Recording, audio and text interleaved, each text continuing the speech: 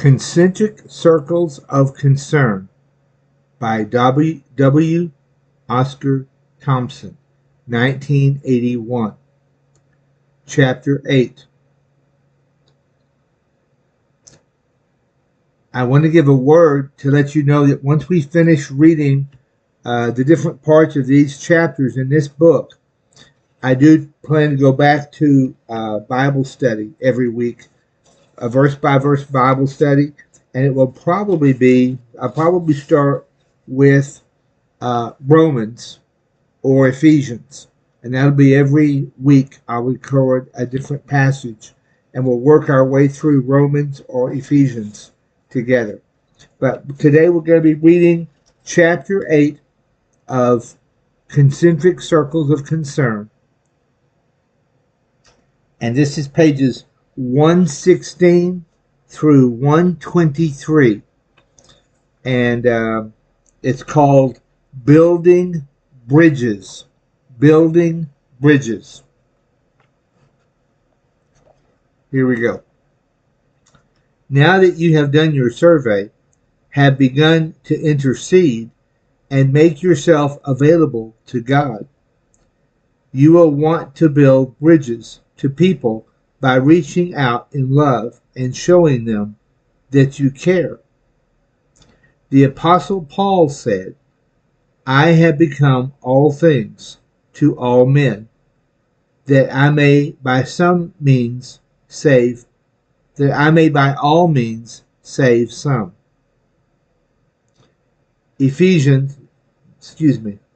First Corinthians chapter 9, verse 22. In other words, Paul tried to identify with the needs of individuals. Communication is not only what I say to you, but it is also what you hear me say. A person knows I care when I get on his wavelength. Let's talk first about actual times to build bridges. Probably some of the best times to build bridges with people are to rejoice with them when they rejoice, and to stand with them in times of stress. Times of joy. Having a baby. One way to touch someone's life that has ordinarily been closed is to show him attention and consideration at the time of the birth of a baby.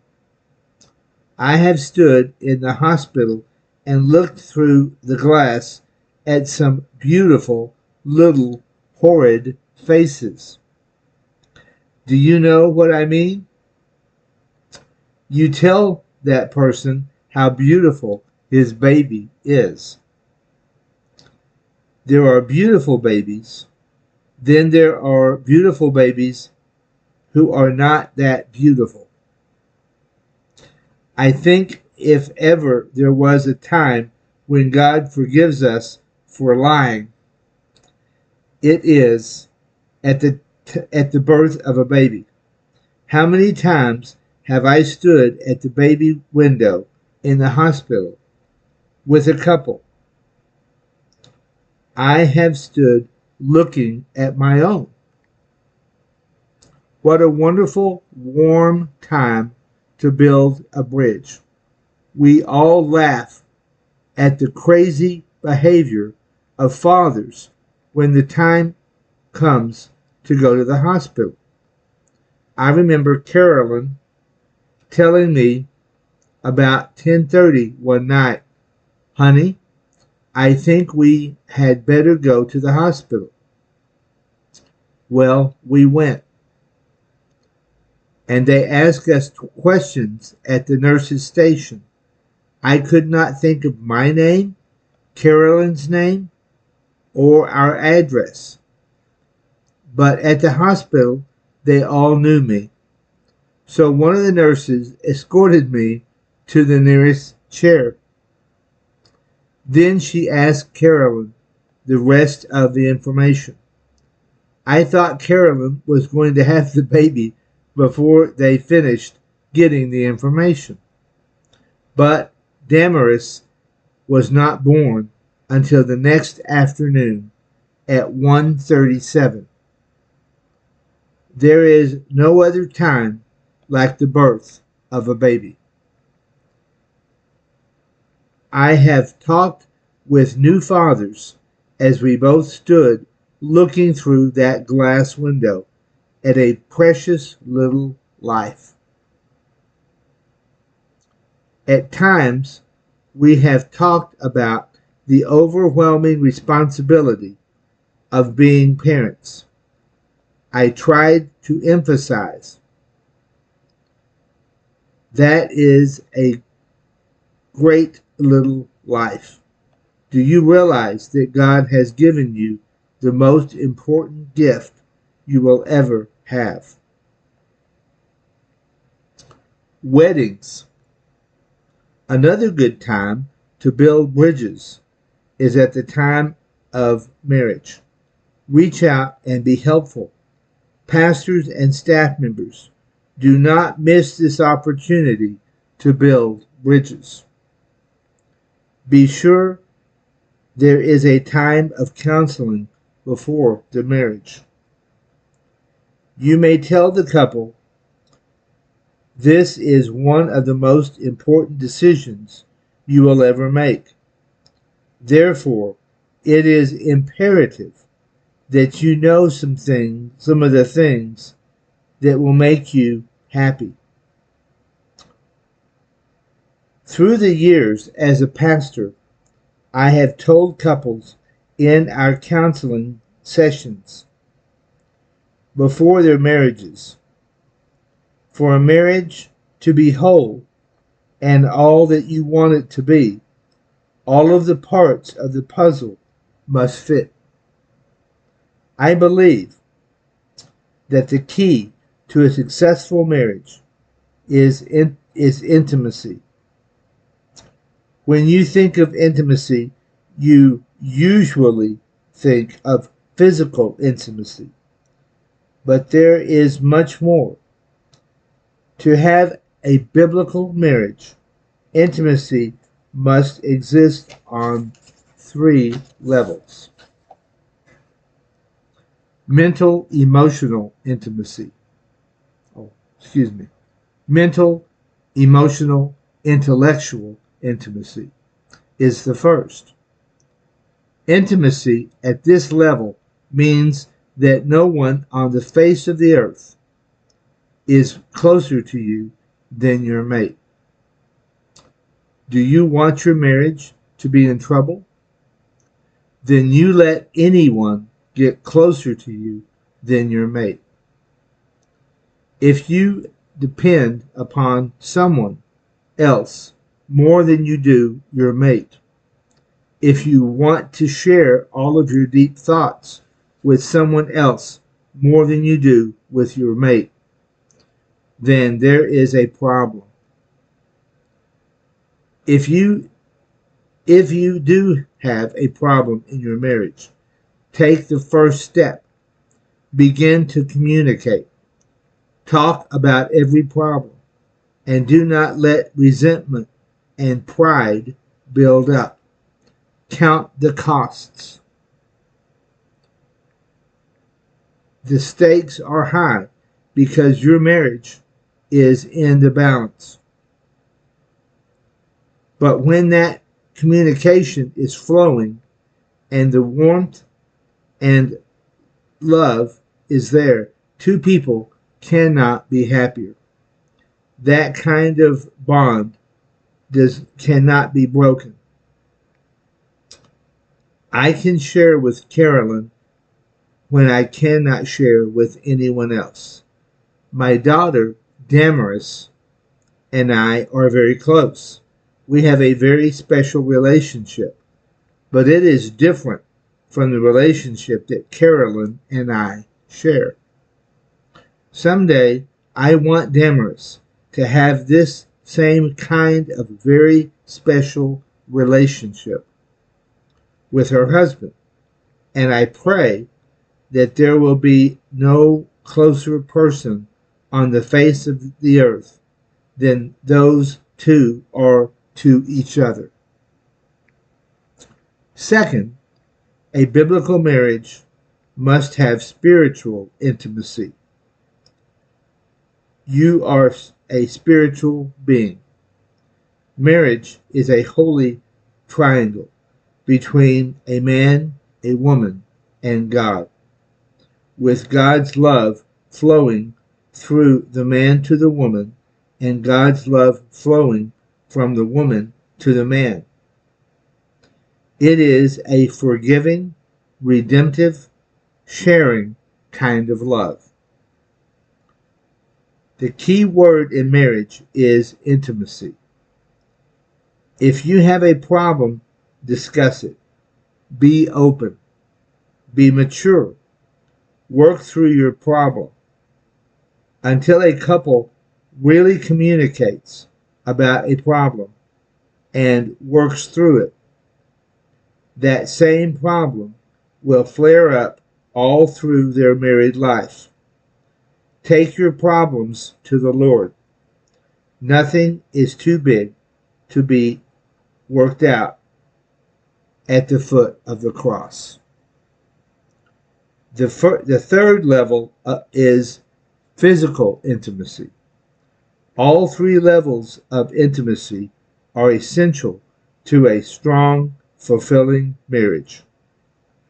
If there is a problem in one of the first two levels of intimacy, physical intimacy will not be all that it should be.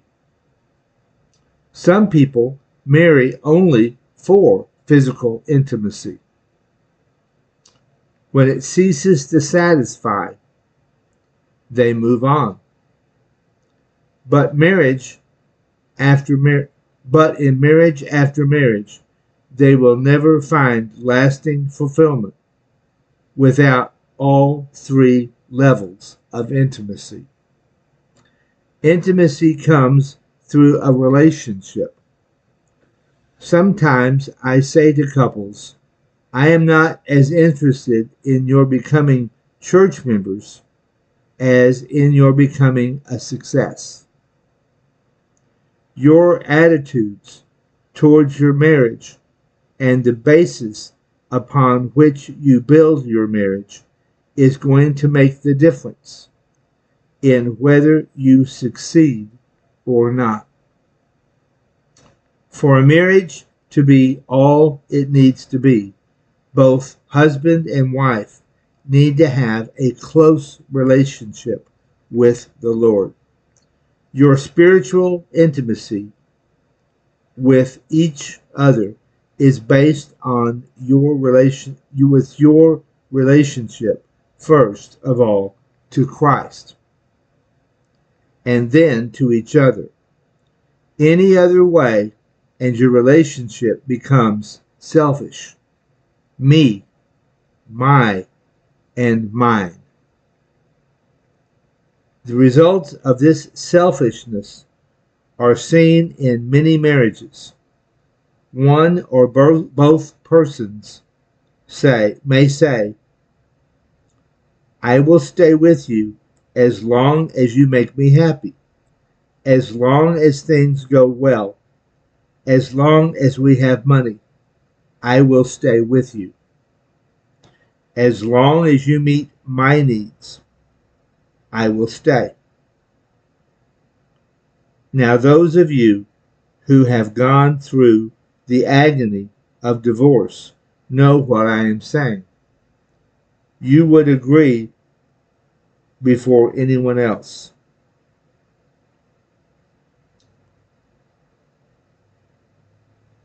When do we start teaching these concepts of intimacy to children? We start at birth and demonstrate in our own marriages to our children what a marriage should be. Pastor, you need to preach what a marriage should be, what God intended it to be. When I pastored, I talked to my teens quite often. I would say, "All right, you lovebirds, sitting back there holding hands. I want your attention." Of course, I had it. "If you are planning to get married, I do not want you to plan 2 weeks before and then come to me and say that you have to set a date. No, I want you to start planning now." Do not make fun of puppy love. It is real to the puppy. If young people start building unreal relationships, what they call love, and misunderstand love, they will never establish the type of relationship God has in mind for them. So often, young people start with intimacy on the physical level. Then they wonder why this physical relationship does not satisfy. They go from one physical relationship to another and never find the fulfillment they are searching for. They miss God's plan for intimacy between two people. One night, a teenage couple came into my office and told me that they were in love. The fellow was very belligerent and did not want to talk in the first place. The girl was a wonderful Christian. He was not a Christian. I said, "I want to be perfectly blunt with you, Anne. If you marry Billy, you will not be marrying a whole man. Billy is not all there." Billy looked at me, quite shocked. All of a sudden, he was interested in everything I said. I continued, "And you are going to be trying to build a whole marriage, and you are a Christian. You say you hope someday he will be, but he is not. He does not have the equipment to make you totally happy. Oh, a week or two, a couple of years, but he just does not have it." Then I turned to Billy. "You see, Billy, there is a part of you that is absolutely dead. You are thinking me, my, and mine right now. You are not thinking of this girl. At this point, you two could never experience spiritual intimacy together. There would be a void in your marriage." After the shock of his realizing his condition before God, I explained the plan of salvation. He trusted the Lord.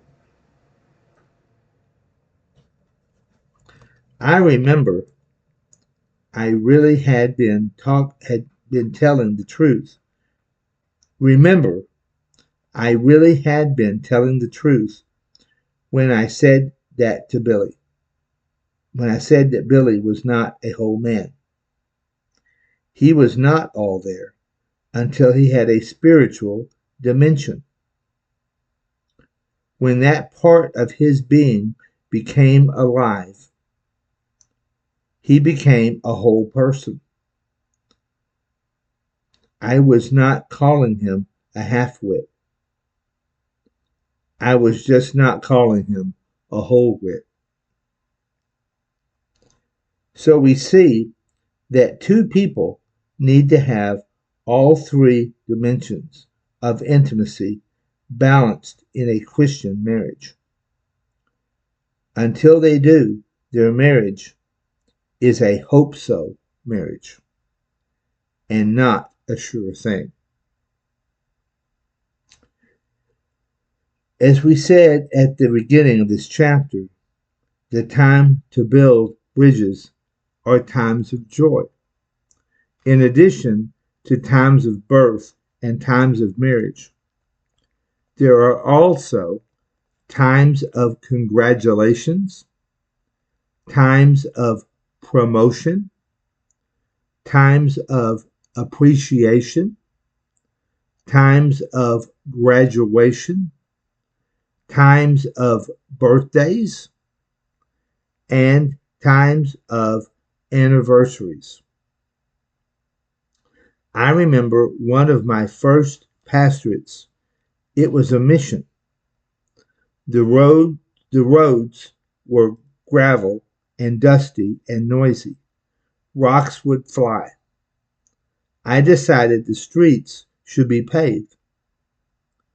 We had about 12 blocks that led to the church one way and about 4 blocks the other. Most of the people who lived in the area were elderly. I said, "Father, I believe we can do it." Everyone told me that I was out of my mind. And after a while, I was out of my mind trying to get everyone trying to get everybody to sign the papers, driving hundreds of miles to find in-laws and outlaws and kinsmen to sign. It took about 4 or 5 months, but finally everyone signed. Then, after all the work was done, the people were thrilled. It was really a big thing. The construction crew supervisor who did the paving job was a big, tall man named Gus. He was very likable. His wife would take him lunch, and my mother would send some fruit for the crew.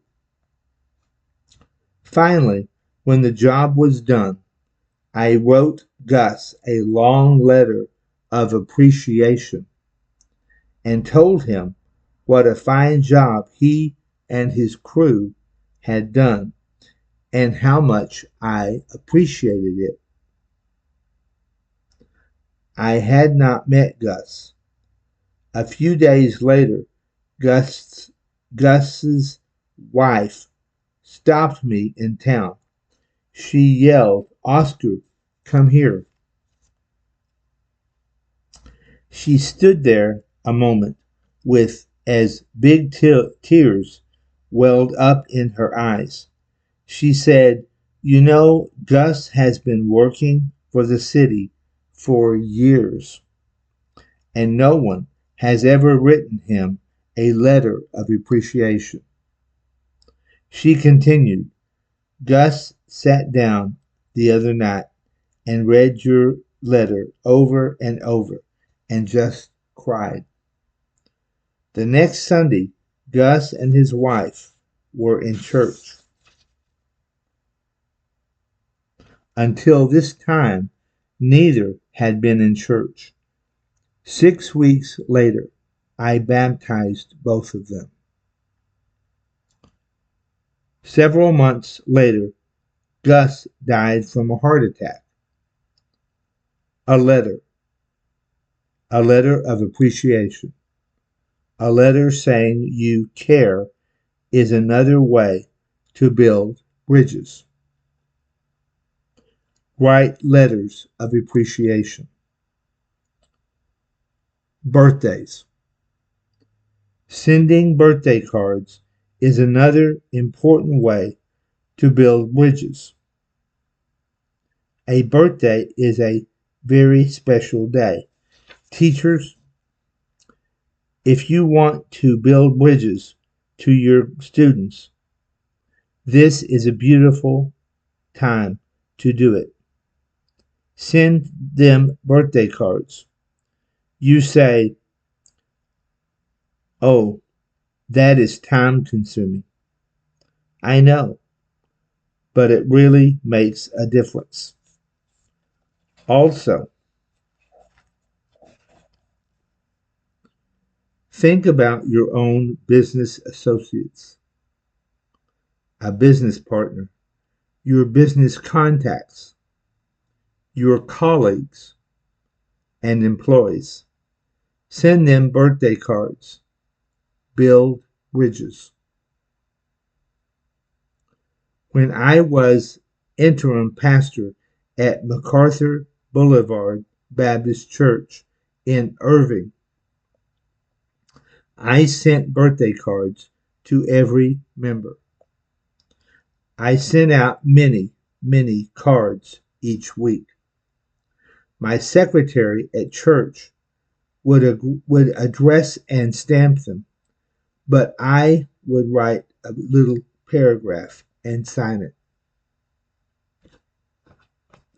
What a thrill when I stood at the back door of the church after the service, and the little children would come by and hug my neck and give me a moisturized kiss that went from ear to ear and say, "Thank you for my birthday card." Congratulations. Showing people that they are special to you is building bridges. Suppose you suppose you want to reach teenagers. If they win district in spelling or a football game, or if they do something special that you read about in the newspaper, then cut out the notice out of the paper, circle it in red, and write on it, "That's great. I am proud of you." Sign your name and send them the clipping. You will have an open door into their world. Build bridges to these people in your concentric circles. Several of my students have come back and said, "This is one of the most fantastic ways to reach a person whom you have not really known very well." So find out their times of joy. It is a start. Building bridges takes time, but I do not know of anything consistently done over the years that will bear more fruit.